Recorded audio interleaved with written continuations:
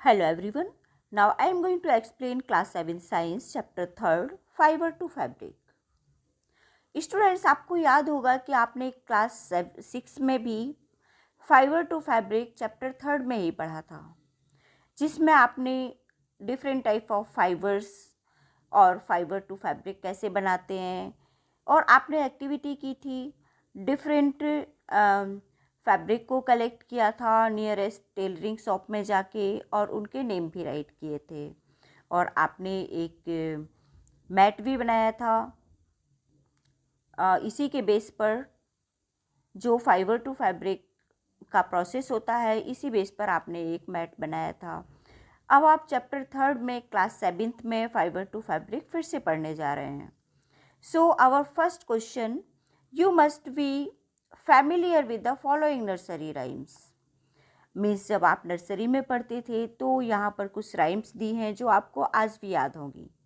वो राइम्स है हमारी, Ba ba black sheep, have you any wool? And second, Mary had a little lamb whose fleece was white as snow. ये rhymes आज भी आपको याद होंगी, और इन्हीं राइम्स से रिलेटेड हमारे कुछ क्वेश्चंस हैं जिनके आंसर आपको राइट करना है। Okay, so our first question, which part of the black sheep have wool? Black sheep के किस पार्ट से हमें वूल मिलता है? So answer is, wool is mostly found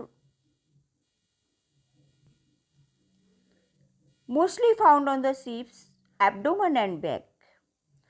means sheep का जो हेयरी पार्ट होता है, जैसे एब्डोमेन एंड बैक साइड, वहीं पर सबसे ज़्यादा हेयर्स होते हैं, और मोस्टली हेयर वहीं से फाउंड होते हैं वूल बनाने के लिए। Okay, now next question, what is meant by white fleece of the lamb? Lamb की जो वाइट फ्लीस होती है उसका मीनिंग क्या है? So our answer is, white fleece refers to the white hair use to make wool from lamb. Lamb से जो wool बनाने के लिए जिन वाइट हेयर्स का यूज होता है, उसी से हमारा मीनिंग है वाइट फ्लीस से। वाइट हेयर्स को ही हम वाइट फ्लीस कहते हैं। Okay, now next question, question number 2, the silk worm is. अब ये आपका ऑब्जेक्टिव टाइप क्वेश्चन है। इसमें आपको बताना है कि सिल्क वॉर्म है क्या है, आ कैटरपिलर और a larva. So choose the correct option. Option A, option 1 में caterpillar, option 2 larva, option 3 both A और B, and option 4 neither A nor B. So correct answer is both A और B. Silkworm हमारा caterpillar भी है और larva भी है। Now our next question, question number 3rd, which of the following does not yield wool? yak, camel, goat and woolly dog. So correct answer is woolly dog. Woolly dog is a species of dog which does not yield wool. Okay, woolly dog एक wool की species है जो wool को नहीं देता है। Now our fourth question, what is meant by the following terms? Rearing, shearing and sericulture. So our first term, rearing. Rearing refers to the process of raising and caring for sheep. sheep की caring and raising करना rearing कहलाता है। Means sheep जब बूल देती है तो उसके पहले हमें बहुत सारे ऐसे स्टेप हैं जो करने पड़ते हैं। उसकी केयरिंग करनी पड़ती है, उसको मेडिकल ट्रीटमेंट देना पड़ता है। ओके, इस प्रोसेस को हम rearing कहते हैं। Now next, shearing.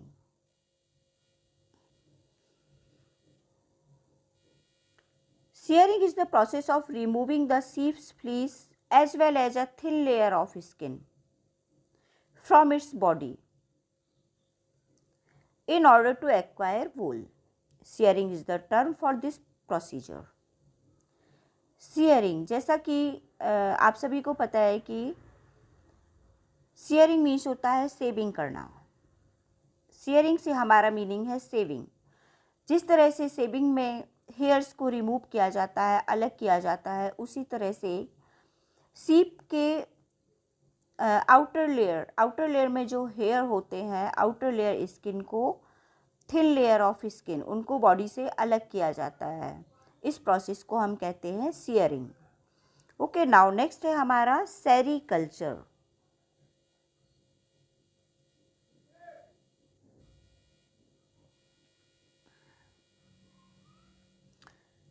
Sericulture is the cultivation of silk worm for the purpose of producing silk.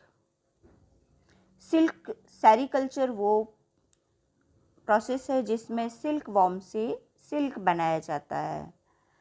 Now our next question, question number 5।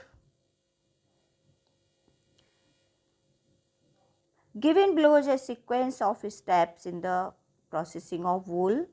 यहाँ पर वूल बनाने की प्रोसेसिंग के कुछ स्टेप्स दिए हैं। Which are the missing steps, यहाँ पर कुछ मिसिंग भी हैं स्टेप्स। ऐड देम, उन स्टेप्स को आपको ऐड करना है। ओके, फर्स्ट सियरिंग, जैसा कि हमने बताया था कि फर्स्ट स्टेप इज सियरिंग।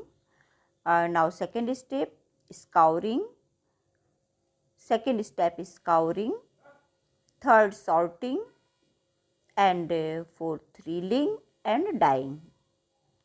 इसमें सियरिंग तो आपको पता है, आउटर लेयर को अलग किया जाता है जिसमें हेयर होते हैं। फिर स्काउरिंग होती है हमारी नेक्स्ट प्रोसेस। स्काउरिंग में जो हेयर रिमूव किए जाते हैं सीप से, उनको भिगो कर रखा जाता है और उनको साफ़ किया जाता है। ओके, फिर हमारा सॉर्टिंग मीन्स होता है अलग अलग करना, तो सॉर्टिंग में अलग अलग किया जाता है हेयर्स को। फिर रीलिंग होता है, रीलिंग मीन्स रील बनाई जाती है उसकी। और फिर डाइंग मीन्स डिफरेंट कलर से डाई किया जाता है। Now next question, question number 6। Make the sketch of 2 stages in the life history of the silk moth which are directly related to the production of silk। इसमें आपको 2 stage बनाना है। Life history of the silk moth की life history की 2 stage बनाना है। Okay, जो आपको directly बता रहा है कि किस तरह से इस प्रोडक्शन होता है सिल्क का। So answer, the 2 stages of silk moth's life cycle, silk moth की life cycle that are directly connected to the silk manufacturing।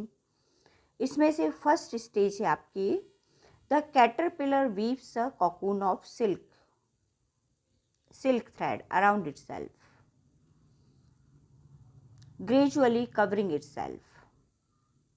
इसको मैं एक डायग्राम के द्वारा बताऊंगी कि किस तरह से कैटरपिलर अपने चारों ओर एक सिल्क का थ्रेड बनाता है, अपने चारों ओर कवरिंग करके वो एक सिल्क का थ्रेड बनाता है जिससे सिल्क बनाया जाता है। Okay, so look at this diagram. Now our second stage, stage 2, the caterpillar then transform into a pupa. Caterpillar किस तरह से प्यूपा में ट्रांसफॉर्म हो जाता है। Development of the pupa into moth continue inside the cocoon. और cocoon के अंदर किस तरह से प्यूपा का डेवलपमेंट होता है और वो मोथ में कन्वर्ट हो जाता है। Okay, so look at this diagram also student. Now next question number 7। Out of the following which are the 2 related to the production of silk. Sericulture, floriculture, moriculture, apiculture and silviculture.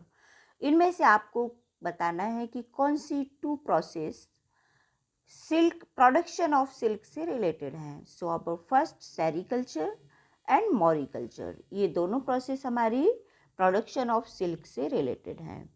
इसमें मॉरिकल्चर का meaning होता है mulberry leaf से।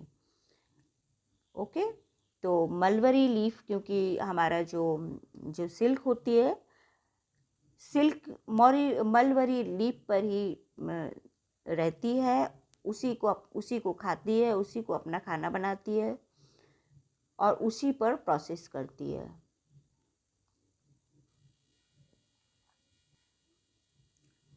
Now second, match the words of the column first with those given in column 2.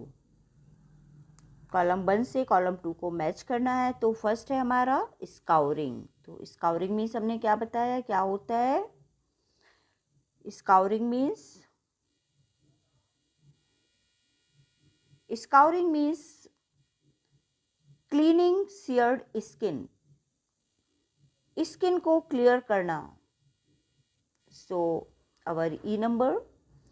And second, mulberry leaf क्या करती है, food of animal का food है. सिल्क जो हमारी जो सिल्क वॉर्म होता है, सिल्क वॉर्म का फूड है.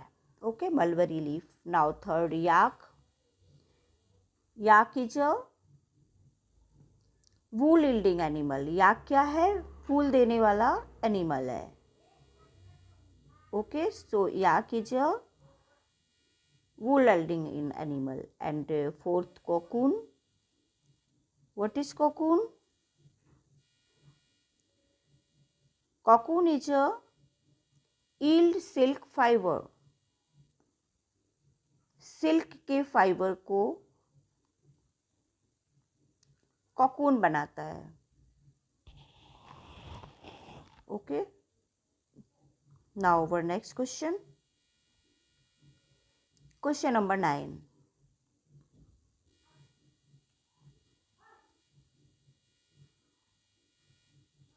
Given below a crossword puzzle based on this lesson. इस लेसन से रिलेटेड ही एक क्रॉसवर्ड पजल दिया है.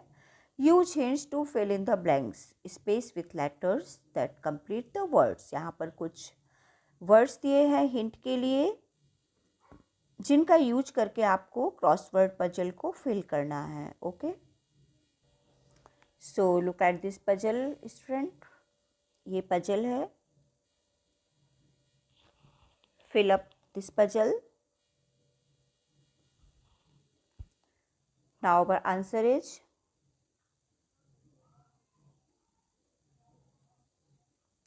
आंसर को हम राइट साइड से लेते हैं. राइट साइड में फर्स्ट सिल्क एंड ऊपर से नीचे की ओर फिर स्काउर एंड थर्ड फाइबर. ओके, अब इसी तरह से हम लेफ्ट टू राइट साइड लेते हैं. So our first mulberry and last caterpillar. Okay, और इसमें ये जो हमारा फर्स्ट नंबर पर है यहाँ पर बुल भी बन जाएगा. Okay, so fill up these puzzles. Now your all answers completed. So write in your notebook and learn. That's all, student. Thank you.